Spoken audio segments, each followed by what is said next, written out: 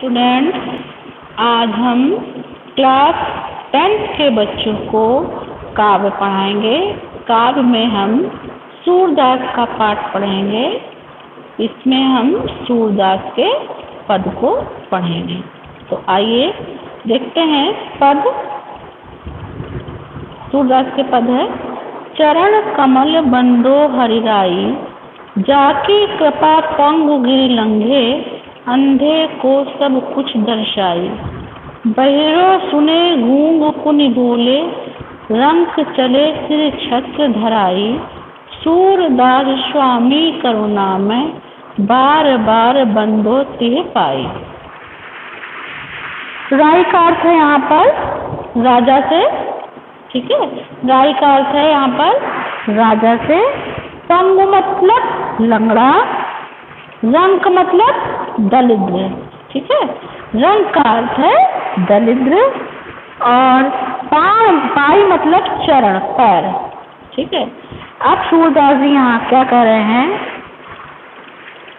सर्वशक्तिमान के ईश्वर के कमल चरणों की वंदना करते हुए कहते हैं कि मैं उस भगवान के कमल चरणों की वंदना करता हूँ। मैं हरि के चरणों की वंदना करता हूँ, जिसकी कृपा से लंगड़ा व्यक्ति भी पहाड़ों को लांघ जाता है और अंधे को सब कुछ दिखाई देने लग जाता है।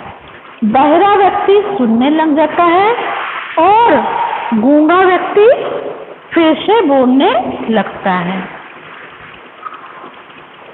और महादरिद्र व्यक्ति भी अपने सिर पर राज छत्र धारण कर लेता है। महादरिद्र व्यक्ति भी अपने सिर पर छत्र धारण कर लेता है। ऐसे सर्वशक्तिमान करुणामय भगवान के चरणों की मैं बार बार वंदना करता हूँ। आगे देखते हैं। अविगत गति कछु कहत न आवे, जो गूंगे मीठे फल को रस अंतर्गत ही भावे। परम स्वाद सबहि सुनिरंतर, अमित तोष उपजावे। मन बानी को अगम अगोचर, सो जाने जो पावे। रूप रेख गुण जाति जुगत, बिनु निरालंब कित धावे। सब विधि अगम विचार ही ताते, सूर सगुन पद पावे। अब यहाँ पर अविगत का अर्थ है निराकार, ठीक है। अविगत का अर्थ है निराकार और असीम मतलब अपार, बहुत ज्यादा। असीम मतलब अपार। तोष मतलब संतोष। अगम अगोचर मतलब इंद्रियों की गति से परे, यानी कि पहुंच से बाहर। जुगति मतलब उपाय। निरालंब मतलब बेसहारा। धावे का अर्थ है यहाँ पर दौड़ से। यहाँ पर सूरदास जी जो है निराकार की ब्रह्म की उपासना करते हुए कह रहे हैं कि जो निराकार ब्रह्म है उसके बारे में सूरदास जी बताते हुए कह रहे हैं, निराकार ब्रह्म की सत्ता अगाध है, ठीक है। निराकार ब्रह्म की क्या है? सत्ता अगाध है, मतलब नहीं मालूम की जा सकती कि इसकी सत्ता क्या है। इसका वर्णन शब्दों में भी नहीं किया जा सकता है। सूरदास जी यहाँ पर कह रहे हैं कि जिस प्रकार गूंगा व्यक्ति मीठे फल के रस का भीतर ही भीतर आनंद लेता है, जिस प्रकार एक गूंगा व्यक्ति मीठे फल का रस आनंद अंदर ही अंदर लेता है, उसे व्यक्त नहीं कर सकता, उसी प्रकार निराकार ब्रह्म की वाणी भी व्यक्त करना कठिन है, क्योंकि वह ब्रह्म इंद्रियों के पहुंच से बाहर है। ना उसे देखा जा सकता है, ना उसे सुना जा सकता है और ना ही उसे स्पर्श किया जा सकता है। उसकी अनुभूति केवल उसी की हो सकती है जो उसे पा चुका है। निराकार ब्रह्म का तो ना कोई रूप है, ना कोई निश्चित विशेषता है, ना उसकी कोई जाति है, ना उसको प्राप्त करने का कोई उपाय है। ऐसी स्थिति में मैं उसे प्राप्त करने के लिए बिना किसी आधार के कहाँ दौड़ा जाए। इसलिए निराकार ब्रह्म को सब तरह से अगम्य मानकर सूर ने सगुण रूप की लीलाओं को अपने पदों में गाया है। आगे देखते हैं।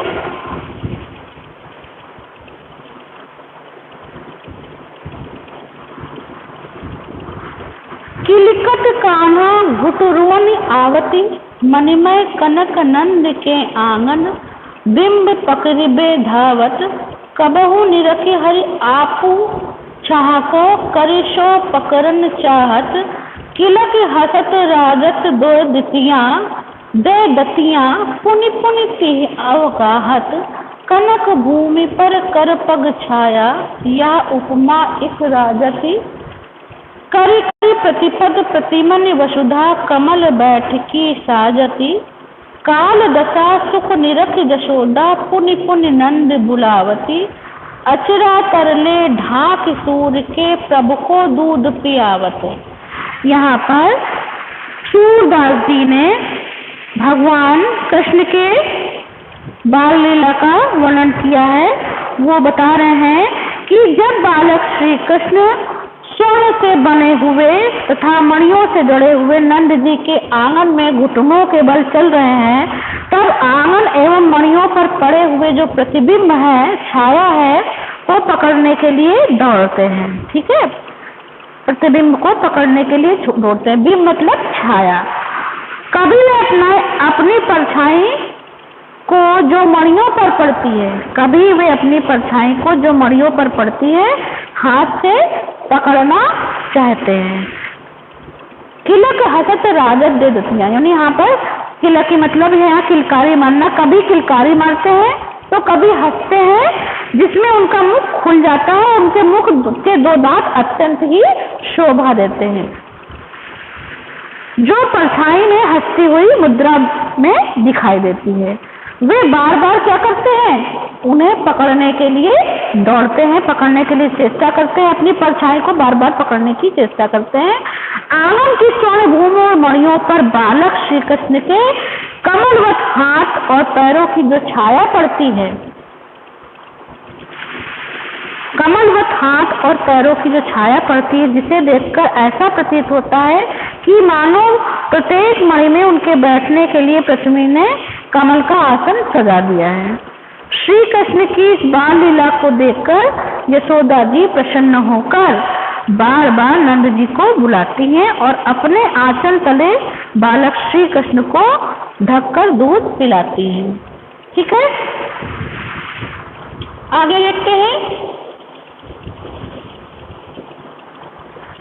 मैं अपनी सब गाय चरई हूँ, प्रात होत बाल के संग जई हूँ, तेरे कहे न रहियो, ग्वाल बाल गायन के भीतर नेकहु डर नहीं लागत, आज न सोवे नंद दुहाई रैन रहूंगो जागत, और ग्वाल सब गाय चरई हूँ, मैं घर बैठे रही हूँ, सूर श्याम तुम सोए रहो, अब प्रात जान मैं दे हूँ।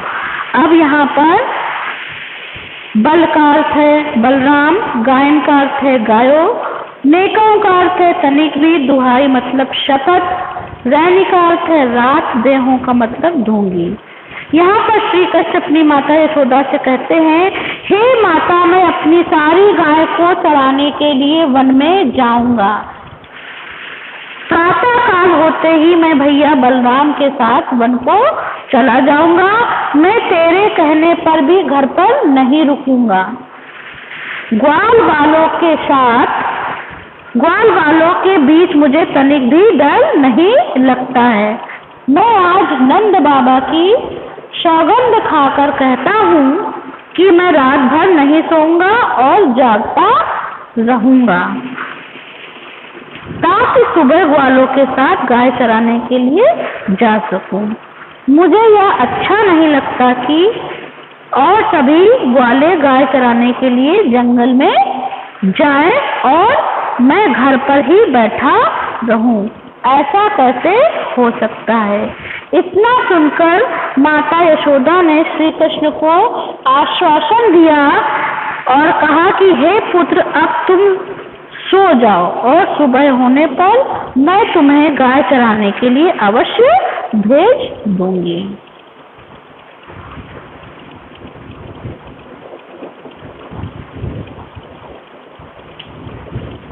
अगला है, मैया हो न चरही हो गाय, चिगरे ग्वाल गिरावत मुँह से मेरे पाए पिराए, जो ना पत्याई पूछ बलदा हुई अपने सोह दिवाए, या सुनिमाई जसोदा ग्वाल निगारी देती रिशाए, मैं पठवती अपने लड़का को आवे मन बहराए। अब यहाँ पर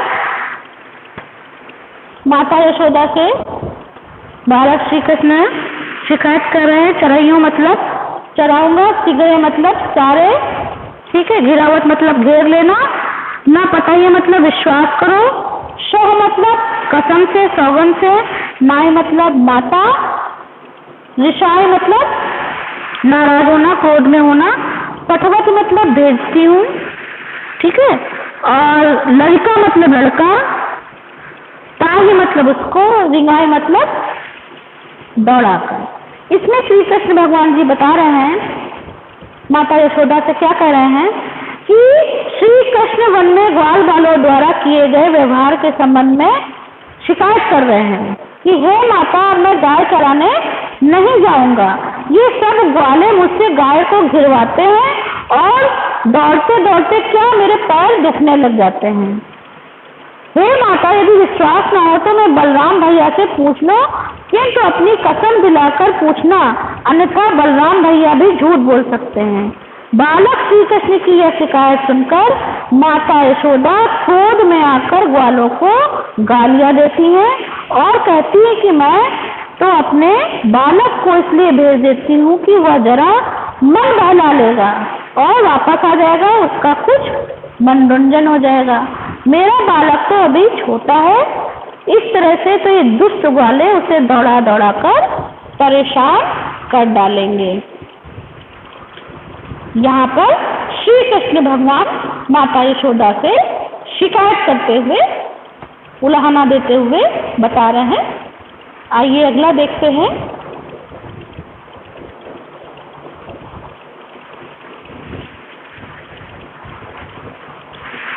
फिर अगला आपका पद है,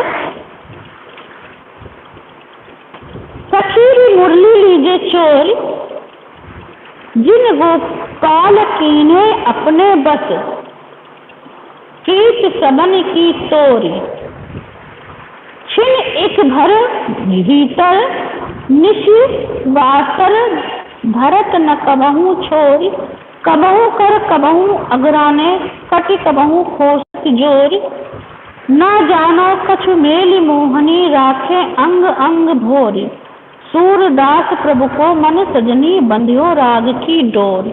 यहाँ पर बालक श्री कृष्ण जो है बता रहे हैं। आइए कुछ कठिन शब्दों का पहले अर्थ जान लेते हैं।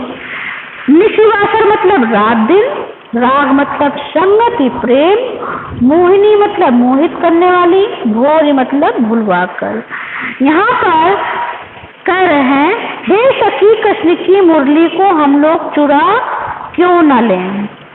ठीक है, यहाँ पर जो है गोपिकाएं जो है मुरली से अपना साथिया डाल बताते हुए कह रही हैं, इनकी क्यों न मुरली चुरा ली जाए। तो एक सखी दूसरी सखी से कह रही है, हे सखी कृष्ण की मुरली को हम लोग चुरा क्यों न लें, क्योंकि हम इस मुरली ने कृष्ण को अपने वश में कर लिया है और सबके प्रेम संबंधों को तोड़वा दिया है। श्री कृष्ण बांसुरी के प्रेम में ऐसे आसक्त हो गए हैं कि घर बाहर रात दिन वे सब इसे अपनाए रखते हैं, एक क्षण के लिए भी इसे अपना अलग नहीं करते। वे कभी इसे हाथ में ले लेते हैं और कभी अपने ओठों पर सजा लेते हैं और कभी जो है उसको अपनी कमर में खोस लेते हैं। पता नहीं इस वंशी ने कौन सा मोहनी मंत्र फेंक रखा है कि श्री कृष्ण के अंग अंग में उसे आकर्षित हो गए हैं और उनका मन उसके प्रेम की डोरी में बंध गया है। ठीक है बच्चों।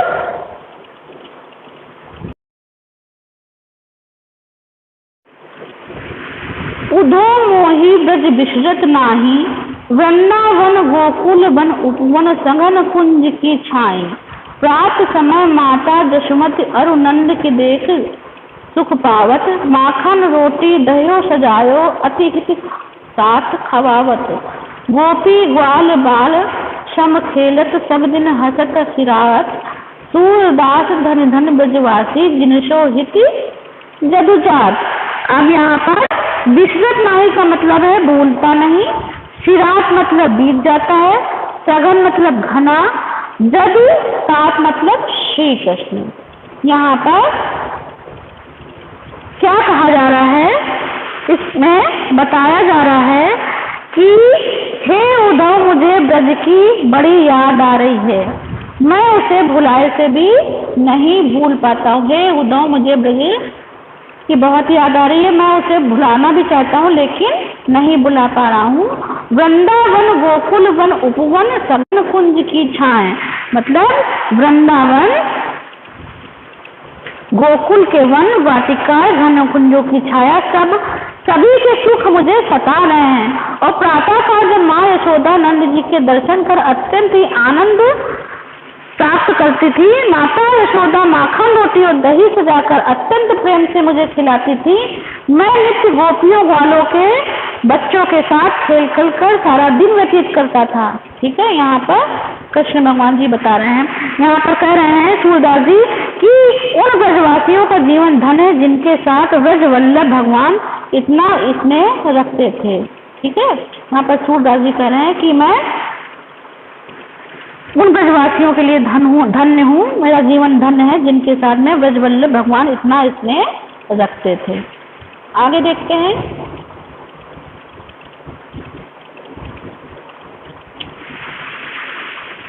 उधो मन न भये 10-20, एक हुतो सो गयो श्याम संग को अवराधे ईश। इंद्रिय शिथिल भई केशव बिन जो देही बिन शीश। आशा लाग रहत तन श्वासा जिवही कोटि बरीश। तुम तो सखा श्याम सुंदर के सकल जोग के ईश। शूर हमारे नंद नंदन बिनु और नहीं जगदीश। यहाँ पर हुठो का मतलब है था, आवराधे मतलब उपासना करें, जोग मतलब साधना, शिथिल मतलब थकी हुई। यहाँ पर कह रहे हैं हे उद्धव, हमारे मन 10-20 नहीं है। यहाँ पर गोपिकाएं जो है योग का संदेश देने जब उद्धव आते हैं, मथुरा से गोकुल आते हैं, तो योग की शिक्षा ग्रहण करने में गोपियां असमर्थता व्यक्त कर रही हैं और बता रही हैं कि हे उद्धव, मेरे मन 10-20 नहीं है। एक मेरे पास जो मन था वो भी श्याम के संग चला गया है। ठीक है, कृष्ण के संग चला गया है। हम किस हृदय में तुम्हारे निराकार ब्रह्म की उपासना करें। कृष्ण के वियोग में मेरी सारी इंद्रियां शिथिल हो गई है, जैसे बिना कर का धड़ हो। श्री कृष्ण के आगमन की आशा में शरीर की श्वास अटकी हुई है और इस हालत में करोड़ों वर्ष तक हम कैसे जीवित रह सकेंगे। हे उद्धव, तुम तो श्याम सुंदर के घनिष्ठ मित्र हो और सारे योगों के अधिष्ठाता हो, यानी सारे योगों को जानने वाले हो। इतना जान लो कि नंद नंदन श्री कृष्ण के सिवाय हमारे लिए कोई दूसरा ईश्वर नहीं है। ठीक है, आगे है उदो जाओ तुम्हें हम जाने, श्याम तुम्हें हाँ को नहीं पठियो। तुम हो बीच भुलाने, ब्रज नारिन तो जोग कहत हो, बात कहत न लजाने। बड़े लोग ना विवेक तुम्हारे, ऐसे भय अयाने। हमसा कहिलई हम सही के, जे गुणी ले हसयाने। कहे अबला कहे दशा दिगंबर, मस्त करो पहचाने। साच कहो तुमको अपनो सो, बुझती बात निदाने। शूर श्याम जब तुम ही पठायो, तब नेकऊ मुस्काने। आप यहाँ पर बता रहे हैं, क्या बता रहे हैं? आयाने मतलब अज्ञानी, मत्स्य करो मतलब चुप रहो, निदाने मतलब अंत में, दिगंबर मतलब नग्न वेश, नेशो मतलब तनिक भी। यहाँ पर गोपिकाएं उद्धव से, गोपिकाओं की उद्धव और गोपिकाओं के बीच में वार्तालाप चल रही है, उसी का प्रसंग है। ब्रज की गोपिकाएं उद्धव से कहती हैं कि हे उद्धव, हम सब आपकी चाल को समझ चुके हैं। श्री कृष्ण ने आपको यहाँ पर कदापि नहीं भेजा था, आप बीच में ही बुलावा देने के लिए पहुंच गए हैं। आप ब्रज बालों से योग साधना की बात कर रहे हैं। आप ब्रज बालों से योग की साधना की बात कर रहे हैं। क्या आपको ऐसी बातें करते हुए शर्म नहीं आती? आप इतने सयाने जरूर हैं, आप इतने शयाने जरूर हैं, लेकिन विवेक से शून्य लगते हैं, तभी अविवेकपूर्ण बातें कर रहे हैं। आपने जो कुछ भी कहा है हम लोगों ने उसे सह लिया, लेकिन आप स्वयं अच्छी तरह से विचार कर देखिए कि आपने कहाँ तक अपना सकती हैं। ठीक है, यहाँ पर बता रही हैं कि आपने कहाँ तक यह उचित कहा है, हम लोग तो स्त्री हैं और आप हमें योगियों की तरह रहने का संदेश दे रहे हैं। ठीक है, यहाँ गोपिकाएं कह रही हैं हम तो स्त्री हैं, आप तो हमें योगियों की तरह रहने का संदेश दे रहे हैं। इस स्थिति को भला हम सभी कहाँ तक अपना सकती हैं? आप शांत हो जाइए और सोचिए। अच्छा, अब आप सच बताइए, आपको हमारी सौगंध है कि जब आपको श्री कृष्ण ने यहाँ भेजा उस समय आप तनिक भी मुस्कुराए थे या नहीं?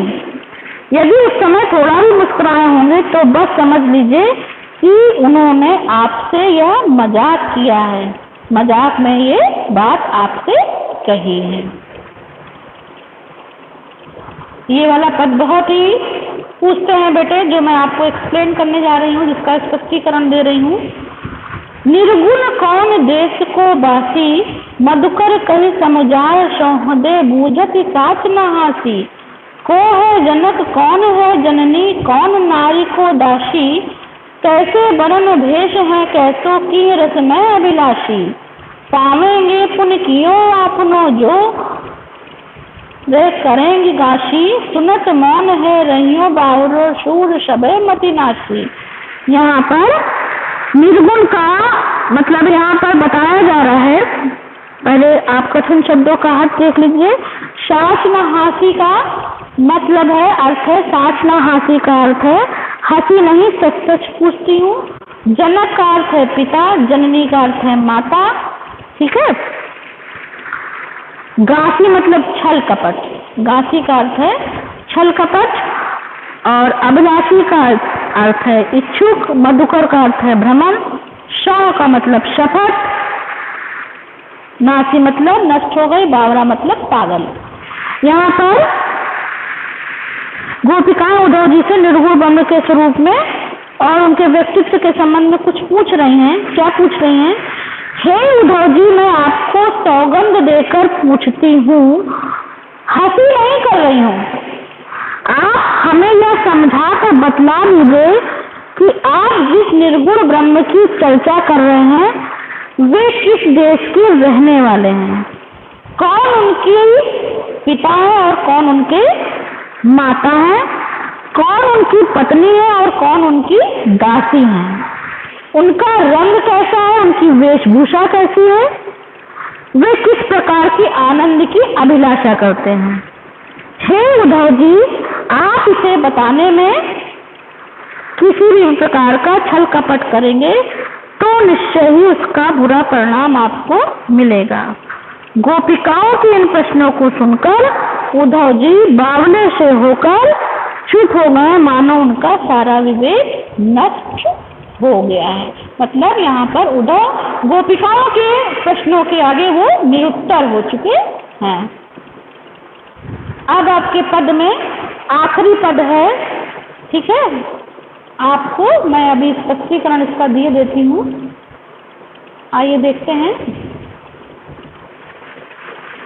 संदेशो देवकी से कहियो, हाँ तो धाई तिहारे सुत की, मया करत ही रहियो, जगति तेव तुम जानत उनकी, तव मोहि कही आवे, प्रात होत मेरे लाल लड़ेते, माखन रोटी भावे, तेल उबरनो अरु तातो जल, ताहि देख भजित जाते, जोई जोई मांगत सोई सोई देती, क्रम क्रम करिके नहाते, शूर पथिक सुन मोहि रैन दिन बढ़ो रहत उर सोच, मेरो अलख लड़े तो मोहन हई है करत संकोच। ये आपके जो पद हैं सब ये किससे लिए गए हैं? सूर सागर से लिए गए हैं ये पद। मैं आपको इसको स्पष्टीकरण दे रही हूँ आपका, ठीक है। अब यहाँ पर कठिन शब्दों का अर्थ देख लीजिए। संदेशो मतलब संदेश, धाय मतलब माँ के समान बच्चे का पालन पोषण करने वाली दूसरी स्त्री, तेव मतलब आदत, भावे मतलब अच्छा लगना, पातो मतलब गरम, क्रम क्रम मतलब धीरे धीरे, अलग लड़े तो मतलब अधिक प्यारा। यहाँ पर जो है बात हो रही है किसकी? जब श्री कृष्ण देवकी के साथ मथुरा चले गए हैं और यशोदा ने जब उद्धव द्वारा देवकी के लिए संदेश भेजा है, क्या भेजा है कि श्री कृष्ण देवकी के गर्भ से उत्पन्न हुए हैं, परंतु उनका पालन पोषण तो जो है यशोदा जी के द्वारा हुआ है। श्री कृष्ण जो है किससे उत्पन्न हुए? जो उनकी माता थी वो आप उनकी माता देवकी थी, लेकिन जो उनका पालन पोषण था तो उनकी माता यशोदा ने उनका किया था। तो उसी चीज को कह रहे हैं कि श्री कृष्ण मथुरा के चले जाने पर यशोदा जी अत्यंत व्यथित हो गई हैं, ठीक है। श्री कृष्ण जब गोकुल छोड़कर मथुरा चले जाते हैं तो माता यशोदा अत्यंत व्यथित हो गई हैं, परेशान हो गई हैं कि उन्हें स्वाभाविक रूप में संदेश देने लगा कि पता नहीं देवकी जी कृष्ण का पूरा ध्यान रखती हैं अथवा नहीं। मतलब माता यशोदा जी को लग रहा है कि श्री कृष्ण की जो माँ थी देवकी वो उनका पूरा ध्यान रख रही हैं कि नहीं रख रही हैं, और वो उद्धव द्वारा देवकी को संदेश भेजती हुई कही कि हे उद्धव, देवकी को मेरा इतना संदेश कह देना कि मैं तो उनके पुत्र का पालन पोषण करने वाली सिर्फ धाय माँ हूँ, मैं तो उनके पुत्र का पालन पोषण करने वाली सिर्फ एक धाय माँ हूँ, इस नाते मेरे ऊपर दया ही बनाए रखें। और यह इतना कहना, वैसे तो देवकी कृष्ण की आदतों को जानती ही होगी, तब भी मैं उनके विषय में कुछ बतला देना चाहता हूँ कि प्रातः काल उठते ही प्यारे कृष्ण को मक्खन और रोटी बहुत रुचिकर लगती है। कृष्ण के बचपन की चपलता के बारे में बताते हुए यशोदा जी कहती है कि स्नान करते समय उपटल तेल और गर्म जल को देखकर कृष्ण तुरंत भागे हुए चले आते थे, ठीक है, तुरंत भागे चले हुए आते थे, और उस समय जिस जिस वस्तु की मांग करते थे मैं उनको देती थी, जिस जिस वस्तु को मांगते थे मैं उनको देती थी। तभी वो कहीं जाकर धीरे धीरे स्नान करते थे, तभी वो कहीं जाकर धीरे धीरे स्नान करते थे। और सूरदास के अनुसार माता यशोदा उद्धव से कहती है कि अब मुझे दिन रात इसी बात की सोच रहती है कि मेरा अत्यंत दुलारा कृष्ण उनके यहाँ भोजन करने में कहीं संकोच तो नहीं करता। ये आपके सूरदास के पद थे। मैंने आपको अभी स्पष्टीकरण दिया जो कि सूर सागर से लिए गए हैं इनके सूरदास के पद, इसके बारे में मैंने आपको बताया। यहाँ पर सूरदास जी ने बालक श्री कृष्ण के जो है बालक श्री कृष्ण के बाल लीला का बहुत ही अच्छे तरह से वर्णन किया है जो कि देखते ही बनती है। मैं समझती हूँ आपको ये पाठ अच्छे से समझ में आ गया होगा, आप इसे और अच्छे से समझने का प्रयास करेंगे। Thank you class.